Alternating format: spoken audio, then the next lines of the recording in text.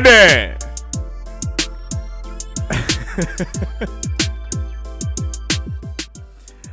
Oh man, what's up, people?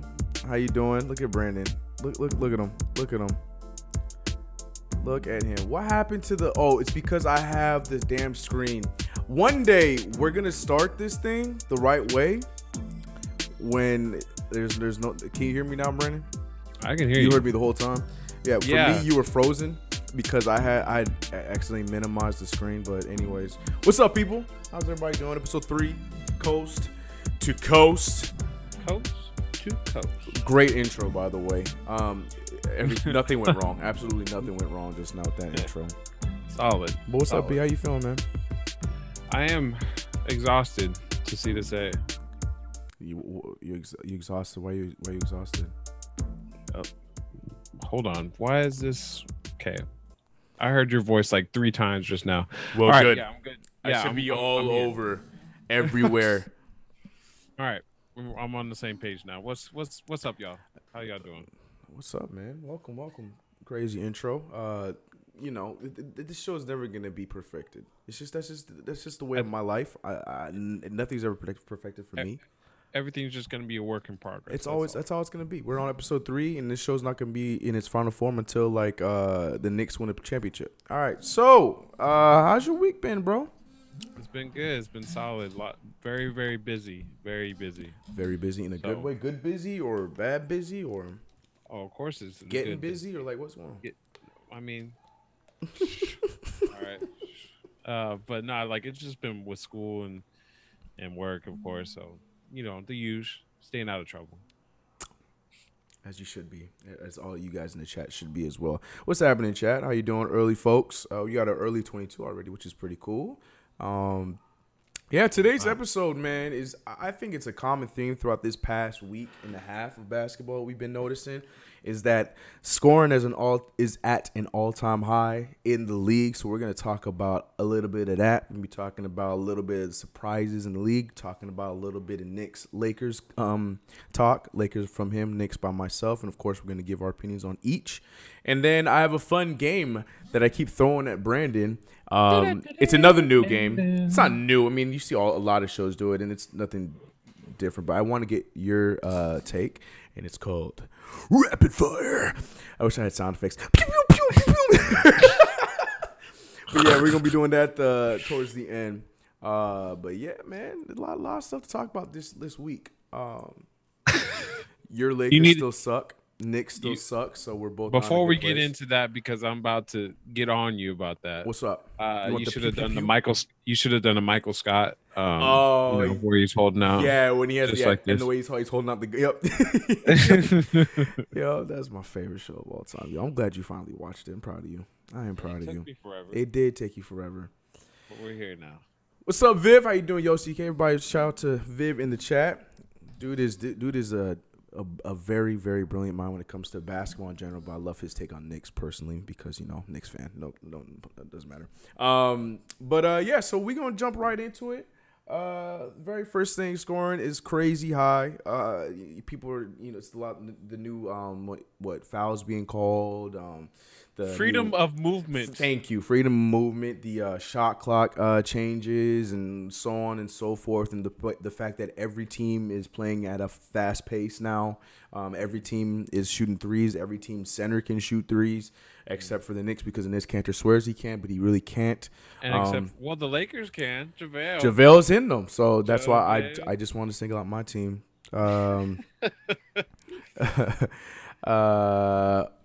Chris Tiller said when he the sound effects are coming, yo. Look, I have it. I can't pull it out. I have the stream deck. I just need to, man. Look, next episode, okay? I'll hold me to it. Next episode, we will have sound effects. I mean, we have sound effects now. It's just they're not the sound effects. They're from our mouths, and you just have to imagine that it's the real thing. Yeah. So, almost. Stay tuned. They're there. Okay, stop. Okay. All right, they're there, but I have to fix them, and it's the whole thing, okay? Just Chris, I got you. All right, so scoring's high. Do you have any complaints with it? Are you okay with it? Are you upset with it? Like, what's your thoughts on the whole thing? I'm okay with it, but I know how the casual fan would not like it, or probably just like whatever about it, or you got your old school fans that are like, the hell is going on? People just running rapid. It's like AAU basketball all over again for them. So I guess it just depends on how progressive you are in the game of basketball. Yeah. But personally, I'm okay with it. You cool with the whole Scoring, freedom movement crap? no, Neither am that's not what I'm all right with. I. Neither am I, Um, man. I was It's so okay with inconsistent. I was okay with the 3-point shot becoming like a staple of the NBA, Yeah, I don't know but that either. the freedom of movement is dumb. People like James Trash. Harden, Chris Paul, all those little tiny guards throughout the league, they thrive. That's how they make their money. So it's the head flopping, Golly. the leg kicking and so on and so forth. It's getting out of hand, and it's only a matter of time where the NBA goes back to fining flopping. Which Do you think Adam Silver would ever do that though? From especially with these last suspensions with your team and the Rockets, and seeing how some, especially Brandon Ingram, got away with like murder. If the players keep voicing about it, oh, absolutely, he'll do something about it. I'm not sure if he just has. In my opinion, I don't think he has that. He wants to be liked because he wants to. Because what's working with the NBA is pushing that whole brotherhood and like everybody getting along thing now, and that's what's helping the brand grow. So he wants everybody to keep getting along, and he doesn't want to do anything that's gonna put any players in outrage. But that's my personal opinion, because like I said in last week's show, I feel like Brandon Ingram should have got. I like Brandon Ingram. He's my pick for most improved for the year. So him missing this time doesn't help me. But personally, because of that late hit, I feel like he should have got more time. We're not going to go down Rondo and CP again, but I just feel like when it comes to these, big time calls in the league in general, Adam Silver doesn't really pull the trigger like that. But you think that at some point there's going to be enough of a noise that he's going to change it? Yeah, if there's enough outcry from I wouldn't say fans, more so the players, then he'll make a move. Other than that, he probably is just like, oh yeah, this is great for the NBA. Stocks are going, analytic talks. Yeah. So he'd probably appreciate it right now until somebody complains about it too much. Like if, I don't know, LeBron said, I don't like how the NBA's call it, which I don't think he'll ever say that. But if LeBron did say something, they will listen. Yes, they will listen 100%. No, I get what you're saying. Him, Steph, like those guys, those heads, Chris Paul, of course. So, yeah, I'm cool with the shot clock thing. We talked about that briefly last week. I know a lot of people are not fans of it. We both talked about the two things that we would change about them. I think we both came to the conclusion that we think that if a ball is shot earlier on in the shot clock and it hasn't reached 14 seconds, so you get the offensive rebound, it should go back to 24. But then, if it's under 14 and you shoot and then it goes back to 14, all that stuff. And a few other things that we talked about. So I'm cool with the shot clock. I'm cool with the 14 seconds. I like it. We've already seen it a few times, especially with my Knicks, because I watch them more than any other team. You see it. You see that you have to make quick decisions after an offensive rebound, because we have a guy like Enes Kanter who is, one of the league leaders in offensive rebounds. So it's like quick, decision making compared to offensive rebound back to the top and try to figure some other crap out. So I like that part. But as far as the freedom of movement crap is just, I don't know, it's man. Kind of overrated. It is. It's very overrated. At first, I was all about it. I'm like, this might be good. Oh, okay, just keeping the refs. No. They're not even consistent with it. And when they do call them, it's just not a fan. Not a fan. Let alone like they miss little ticky-tack calls here 100%. or they make those ticky-tack calls. It just adds on top of it. So it's rough. It's rough. No, not a fan of it. Chat, what are you guys' thoughts on the free move? I saw a lot of you guys going in on Viv. I'm glad Viv said something, because I don't know what's going on. Skinny, I don't know who you are, Skinny. Calm it down. Simmer down, all right? Scrolling back up here.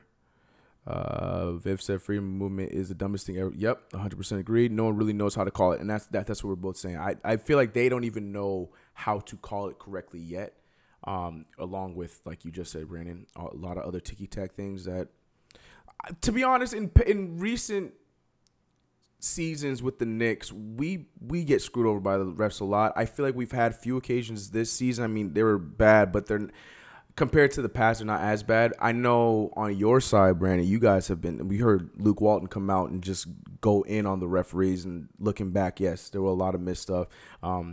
Which is why I said the whole. I'm glad that Brandon Ingram shoved James Harden because it put some notice.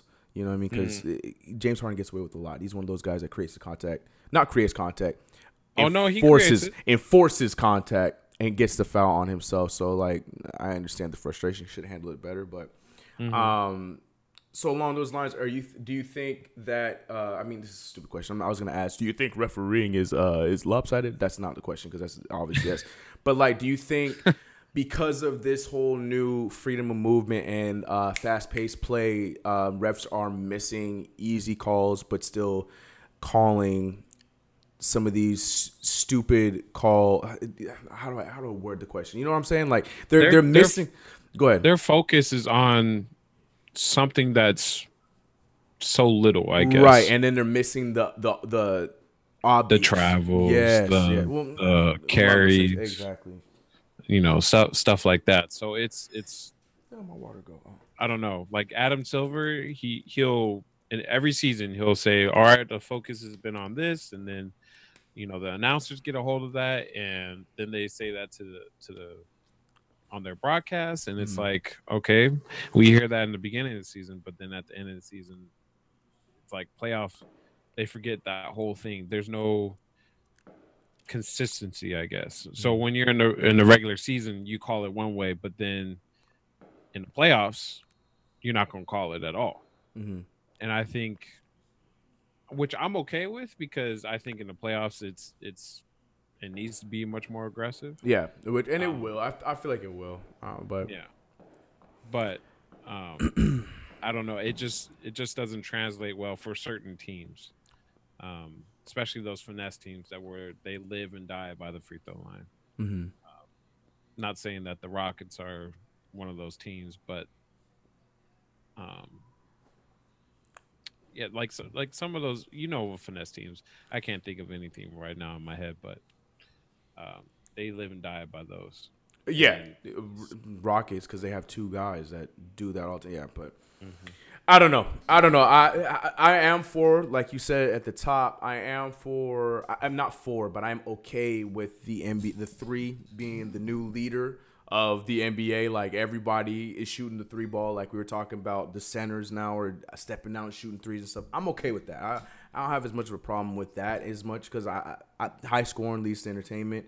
I do miss defense here and there, but at the same time, I'm okay with the three ball being focal point. It expands everyone's games. It really I feel like it challenges some of these players exactly to be more skillful coming into the league when they coming out of the draft and stuff like that. So I'm all for it. I'm cool with that. But anyways, I see the chat. Once somebody brings up Tim Hardaway Jr., the whole chat goes insane, and I'm ignoring you guys on purpose because you are not gonna make me stoop to that level. Not tonight about Tim Hardaway. All right. Not tonight. I almost did. I'm not doing it tonight. I did in the last video. I'm not doing it tonight. I'm leaving Tim Hardaway alone. We haven't played, so I'm leaving him alone. Is Alonzo as good as Timmy? I'm not answering. Let's any Tim Hardaway. I'm not entertaining that. I'm not entertaining that.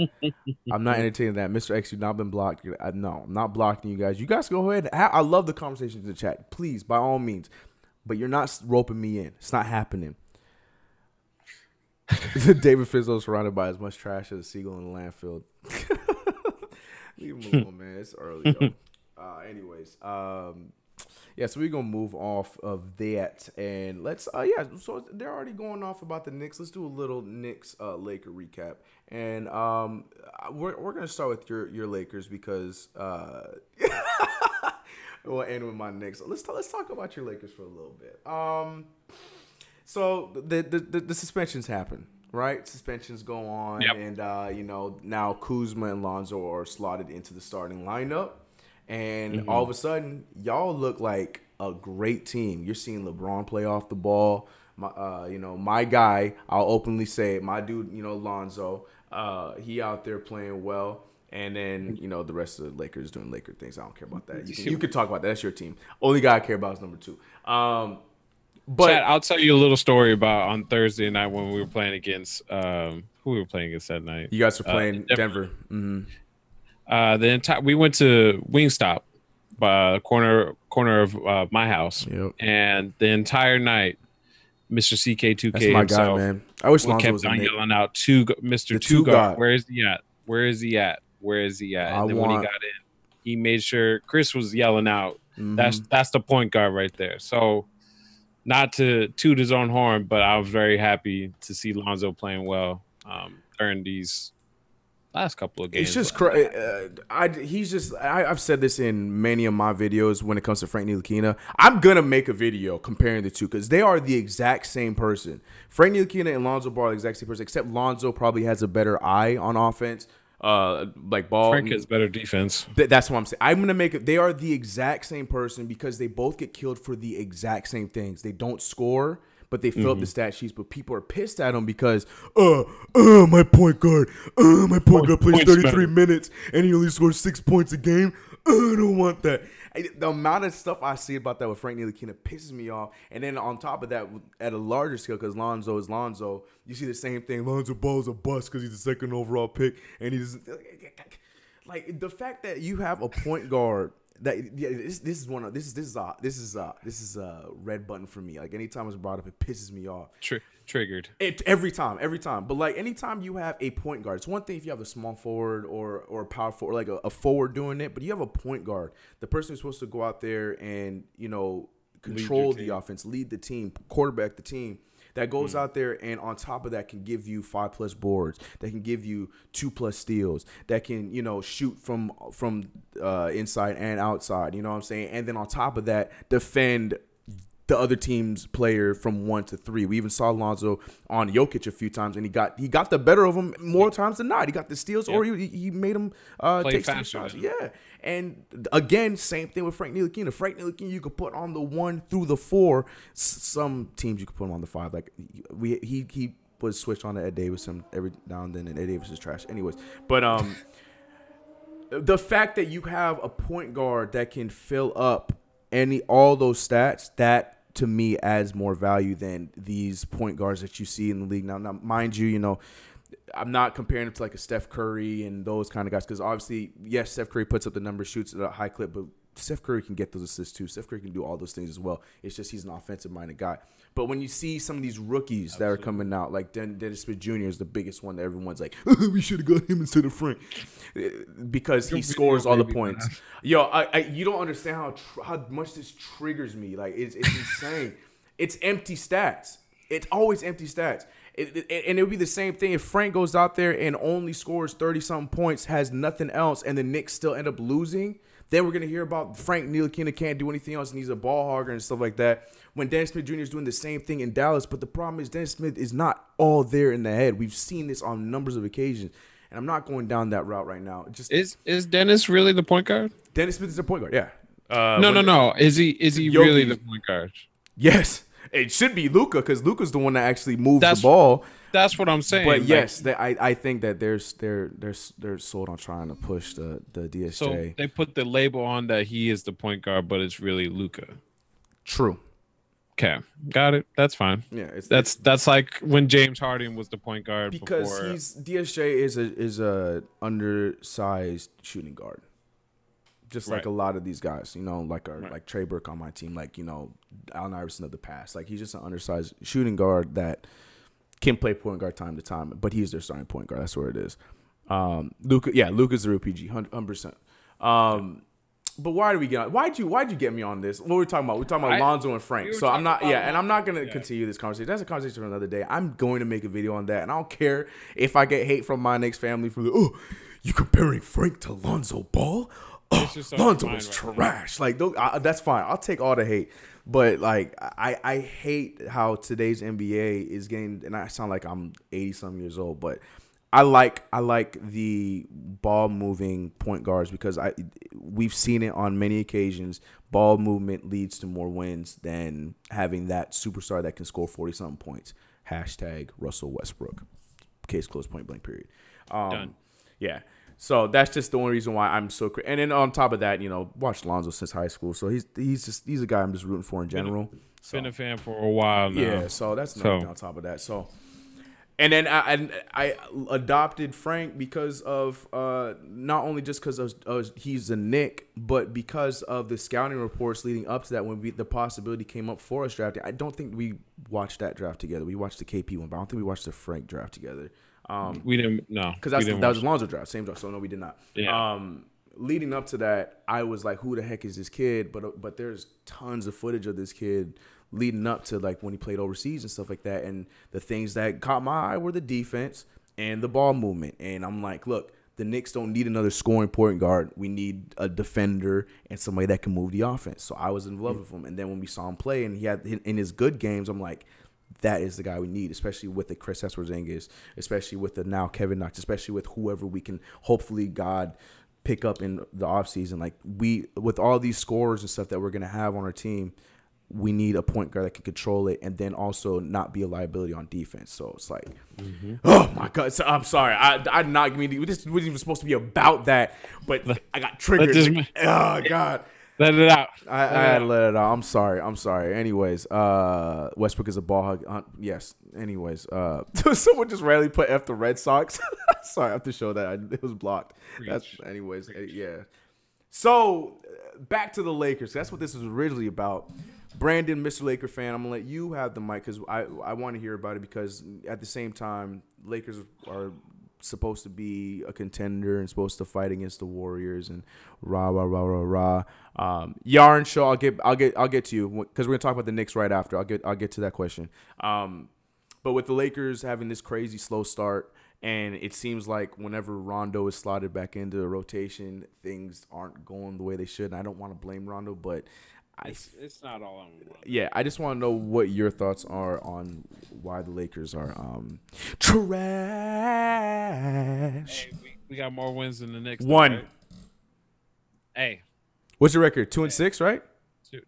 Excuse me? 2-5? 2-4. Oh. Damn. Well, I'm 1-5, so I just was giving you more than us. Whatever. Go ahead. Shots You're not that much. Get it. Anyways, go ahead. I don't know what the deal is, bro. Like, I thought we had figured out our lesson last season with close games that we were gonna figure out how to close these out. But apparently we have amnesia, and we just want to just play dumb at the end of quarters, and especially the fourth quarter. That's the biggest one for you guys for sure. I don't understand it. And then it's not going to help too because most of our Laker fans are like, "Oh, we need to start Kyle Kuzma and bench Ingram, bench Brandon Ingram." I was like, because the man was playing so bad before when he really wasn't. Now it's easy to say we get more scoring from Kyle Kuzma, but look at all the other teams. They've been scoring just as much as us, if more. Hence why we have 4 losses. So. That's not it. I don't know. This team just needs to figure out how to get defensive stops consecutively.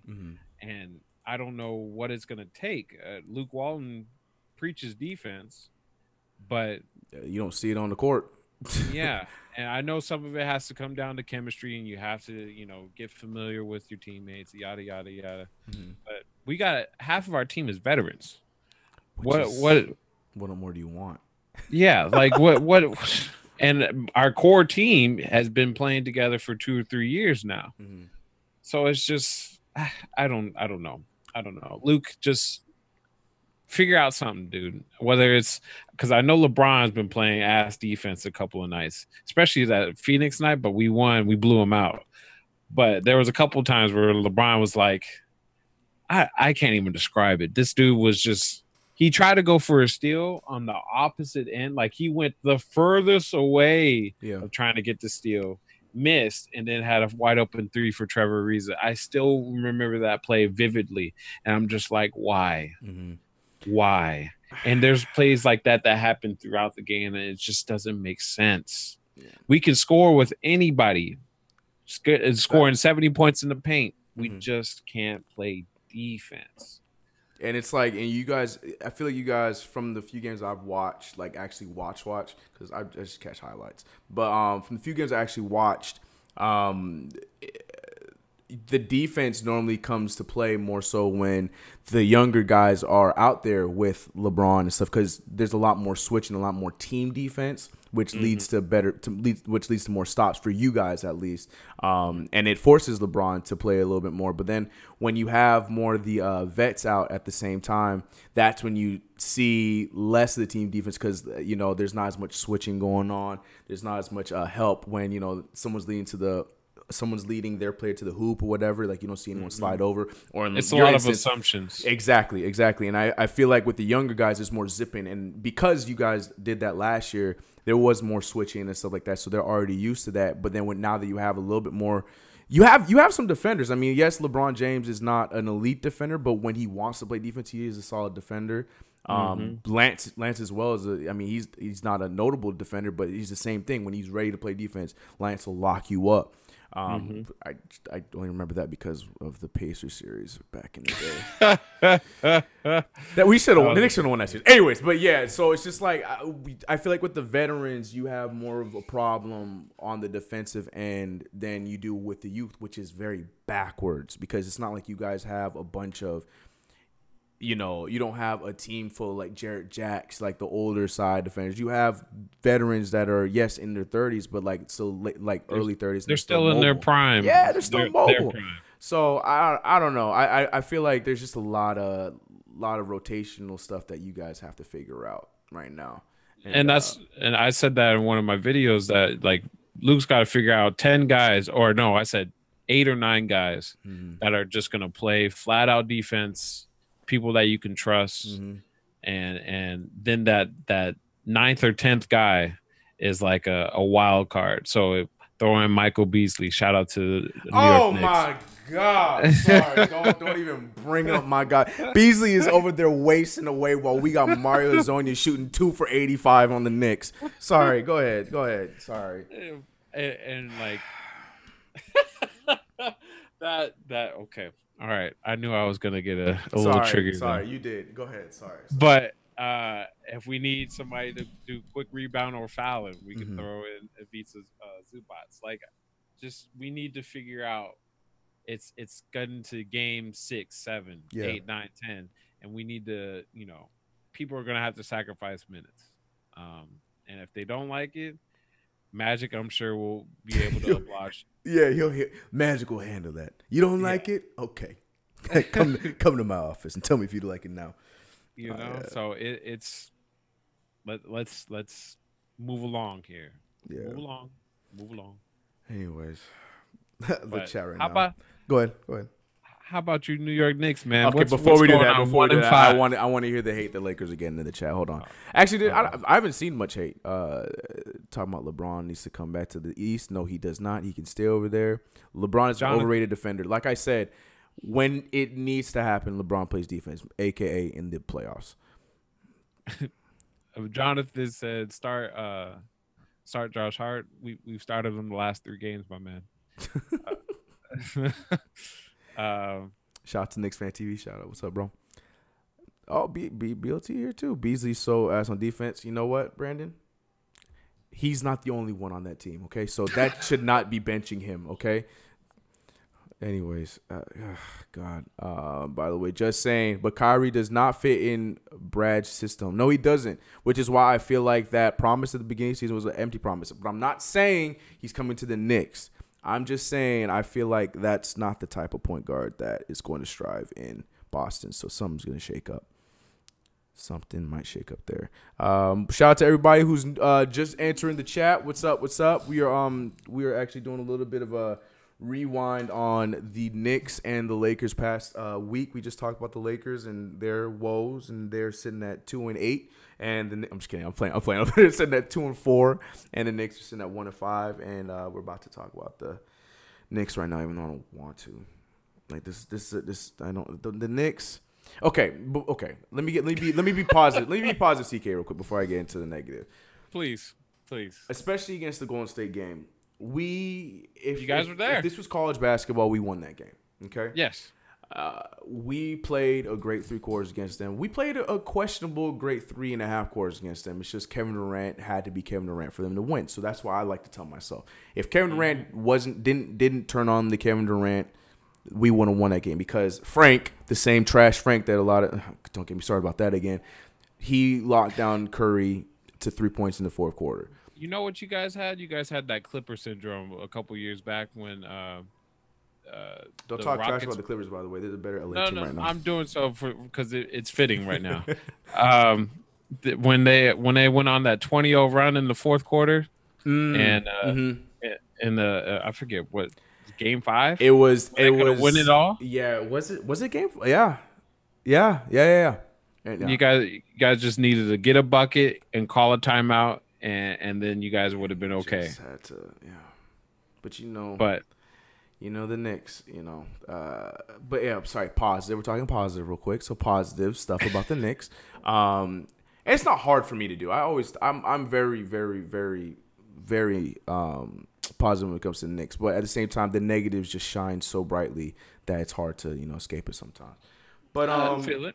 Yeah, but the loss against the Warriors didn't hurt me. I think the only loss that we have of our 5 losses, I know if we were a playoff team, I wouldn't say this kind of things, but because I know that we're not, we're probably, maybe now we might not even get to 30 wins, but I'm sticking to my prediction of 33 wins. Knowing that we are going to be a lottery team regardless, you do take away positives from losses, which is such a loser thing to say, but it's true. You take away some moral victories. Moral victories, exactly. That's what the word we've been using the phrase we've been using all week on Twitter. You pick up moral victories from some of these games, and I feel like the only game of our 5 losses that I did not get anything from was that trash game against Miami, where Miami top to bottom just killed us. And I take that back. We killed ourselves, and we gave Miami the knife to end the job, because we went back to just playing just one-on-one ISO game. Oh my God. And that's the problem. Like, we have so many of those guys already on the team. As you're watching these highlights, you're seeing the last 3 highlights and they went in because MSG Timmy's a good Timmy. But Tim Hardaway is one of those guys that once he gets the ball, it's like you just gotta sit there and watch it. Let it happen to you.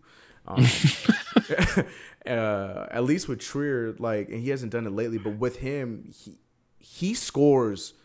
I think there was a stat I saw where he scores as a rookie. He scores 60-some% of the time that he does do ISO plays, which is not bad. Anything above 50 is incredible, and for a rookie to do that, off of isolation plays is remarkable. But he gonna be that new 6-man in the row. I love it. I love what he brings to the team. I still feel like he has some room to grow, which is why he's still having some of these trash games, which is going to be expected. He's still a rookie. But yeah, I'm a fan of Trier. Anyways, all in all, the Knicks we're 1-5. We have the Nets tomorrow. If we go down 0-2 against the Nets on the season, I'm gonna delete this channel. No, I'm not gonna say that. Cry? I'm not gonna say that because we actually might lose tomorrow. No, I won't cry. I'm gonna be upset. I will be upset, but I won't cry about it. Okay. I hope we keep the new starting lineup. I don't know if you know about our starting lineup change. I saw it. Yeah, I saw it. I don't like this one. Is Cantor going to stay coming off the bench? I think he's going to be changed. I think either they're going to give Rob one more game, or I think they're going to bring Cantor back off. I think we've proven that we can play with Vonleh in the starting lineup, and he doesn't have to come off the bench. So because of that, he can help Cantor on the defensive end, so we can start the 2 of them. And as long as Mitchell Robinson stays in the lineup, then I think we can get away with starting Cantor. Because the main problem was just having Cantor and Noah Vonleh in the starting lineup, and then you go to the bench and we have no muscle because Vonleh was our only muscle. But now Mitchell Robinson's back in the rotation, so I think we should be okay with that. Yeah. I was going to ask you why was he not playing, but I didn't know. I thought it was the ankle. I thought he was still healing the ankle when we found out he was active. He just wasn't in the rotation. And then he played trash minutes against the Heat. And that's when I was like, oh, I guess he is healthy. Why did he not play the entire time when there was a Hassan Whiteside that plays very similar that he could have probably guarded better than all the centers that we had on him? Anyways, I don't have much to say about the Knicks. We dropped all of our games this week. As you know, we're 1-5. Our only win was the very first game of the season. But but I'm not upset. The only real loss, in my opinion, was that Miami loss. Knicks like to play 3 quarters and then just fall. No, that's not true. The Warriors, we did that. But in normal games, we like to fall asleep in the first quarter and then decide to wake up and then make it close just to lose by 2 or 3 points in the fourth quarter is what we like to do. All right, let's see what the comments have to say, because I know they're ready to just go in on Tim Hardaway and all this stuff. CK2K to the Knicks. Who's with me? I'm down. Make it happen. But I'll fake an injury and be on IR for the whole season. No, I won't. Don't. You better suck it up. Take them beatings. Man, Lucas says compared to us, the Nets are top tier. That's so sad to say, but it's so true. Karis LeVert, I am a fan of that. I wish we got him instead of Tim Hardaway, but that's neither here nor there. Karis LeVert is averaging 24 again. Anyways, sorry, that's neither here nor there. Is he coming off the bench? No, he's starting, yo. That man dropped. Oh, good for him. He's having a great season, yo. What about Alan Crabb? What happened to that man? He was hurt in the beginning of the season, but I think he's Alan Crabb's gone, bro. You think so? No, I think he's doing okay. I don't think he's gone, but his rotation is his role in the rotation is going. Yeah, because they have too many people in that spot, and they're starting freaking Jared Dudley, but I can't talk because we're starting Lance Thomas. But Jared Dudley is starting for I don't know. Didn't that man retire? I could have sworn I saw a headline. To fight retirement. He was almost forced to retire when he went back to Phoenix, but he's trying to fight retirement and losing weight and getting the gym and trying to play this fast-paced game with the Nets. You better give it up, bro. Give it up. He's just not that guy. CK2K, do you think Knox will start if KD joins? Not at the beginning, no. And I would be okay with that. I would be honestly okay with that. I feel like there is a lineup where he could start. But at the beginning, if he's talking about if we sign KD, do I think Knox would start? And I'm saying no. Yeah. Why not start both? He could, but I don't think he will. I don't think that they're gonna from the jump, unless Knox just blows it out of the park for the rest of the season. Then sure, but I don't. I think that we're gonna go the KP Cantor or KP Mitchell Robinson route, and then have KD at the 3. The lineup I would like to see is Frank Ntilikina, I guess Tim Hardaway Jr., Kevin Knox, KD, and KP. Because in today's NBA, KP he got to play the 5. But I don't think that would happen right away. I think that they would rather go with some more defense and then have Knox come off the bench, because then who knows what we're even going to have on our bench at that time. So I guess to answer the question is yes, I think that is a possibility. I don't think it will happen. But, God, that lineup, just thinking about that. Frank Ntilikina, Kevin Durant, Kevin Knox, KP on the same. Jesus. Length. Yeah. Anyways, all right. We talked about our teams a little bit too long. That Lonzo Frank rant went too long. That's your fault, B. You did that to me. You better blame the chat. Triggered that. Knox at SG? No. Knox is not starting at SG. No. I want KP at the 5. He can play the 5. In today's NBA, he can play the 5 because he already leaking out to the 3 at the 4. You know what I mean? And now 5s are shooting the 3 ball. You can't put Kevin Knox at the 2. He just until he learns how to run. That man. You leave Kevin Knox alone, yo. You keep calling him newborn deer. He does. As much as I like to see, like I legit like his game ever since I saw him play in Vegas. But he looks like Bambi out there. He do run very. I say I'm not down. It's just like you ain't got to do that to my rookie like that. Man. Come on, man. Don't do that to my rookie. KP is too light to play the 5. You act like the 5 is a muscle position in the NBA still. Like, there's probably, other than Drummond and I'm going to say Hassan Whiteside, like. JaVale. Not even him. Like, JaVale's light. Yeah, DeAndre's another one. Like, other than them, like, KP, he'll be fine at the 5. I'm not worried about that. People are so on. Go ahead. I worry if he's going to rebound the same if you keep him at the 5. But that's the thing with that lineup in general. There's a lot of rebounding going on. So KP's rebounds probably gonna go down regardless because we have a Durant who can board. We have a Knox who can board. We have a Frank who can board. They are capable rebounders. But that's what I'm saying. So with him playing the 5 and stepping out, you're talking about like muscle to muscle rebounds at the 5. I'm talking about somebody that's gonna be like, I'm getting 10 boards this game every game. Like who? Like your typical like your average center today is like I'm gonna try and go out and get 10 boards every game. Okay, sorry. Embiid, FBI. Embiid he does it all, but Embiid don't like to play in the paint. He should. If he did more, God, Embiid would be unstoppable. But Embiid don't like to play in the paint like that. You don't like to ground and pound like that. Mm-hmm. Yeah, I guess I see what you're saying. I see what you're saying.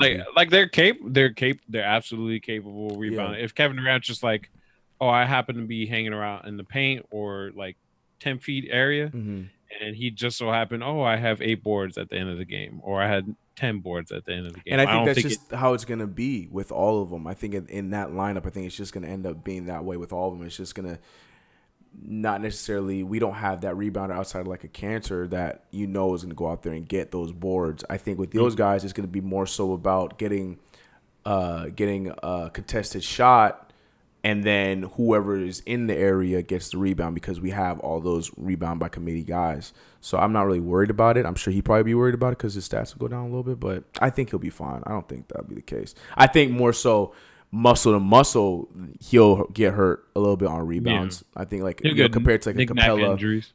Well, no, not so like that. I mean, just like against like a Capella or a DJ who are not going to be out there, and then he's like going muscle to muscle against them trying to get boards. Of course, he's probably gonna get out rebounded, and that's gonna hurt his rebounding more. So, but right, I don't know. Right. I think he could play the 5 in today's NBA. I think absolutely. I thought he would start as a 5 when he first got into the league, but yeah. I mean, I know his first and second year he didn't like it too much. When we were trying to slot Melo to the 4, he said playing the 5 was a little bit rough for him.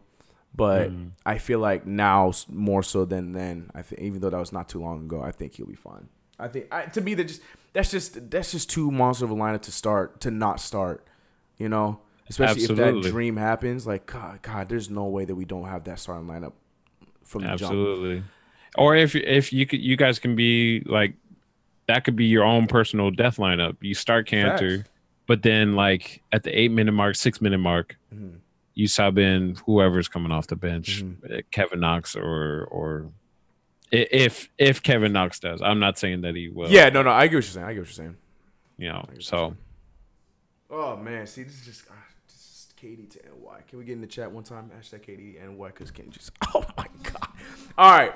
So we actually went off of the first subject a little too fast because I wanted to ask you a question because we were talking about scoring being too easy. Hashtag, that's the name of this whole episode. Talking about scoring being too easy in the league. We had a bunch of players already past 40 plus this season. We had KD 41 against us. Dame dropped 41. We had the 2 50-point games from Blake and Steph Curry. Do you think that we were joking about it in a group chat that we were in about somebody going out there and busting an 80-point game? But realistically, do you think that this is the year that somebody's going to do it? Somebody's going to just inch up there in that 80 range, or somebody's going to do multiple games of like 70 or some remarkable number like that? Or do you think we're just getting too ahead of ourselves because it's the beginning of the season? With the way that freedom of movement is called right now, it'll happen this year. You do? You really do think so? It's I think it's less and less about actual fouls or not actual fouls, but because majority of the time they are fouls, but they should be let go. But yeah, like those little we saw at one time where James Harden came on the screen and he literally, as soon as his left shoulder got past his man screening, he tried shooting it, and the defender you can't defend that. Yeah. You can't go pretty much essentially you can't go over the top of a screen. You can't at all. So everything has to be underneath, and that just you can't do that either because that just gives him too much space to shoot. Mm-hmm. So it's, yeah, I totally think that how everybody can shoot nowadays, and the freedom of movement is totally possible. Yeah. Somebody's going to hit, I don't know, 23s in the game. Like Steph Curry? Steph Curry He's might having be a one remarkable of those. season, yo. Kevin Durant could easily be one of those if he was Saw given that the- firsthand Friday. Saw Yeah. that firsthand. Like, that man dropped 25.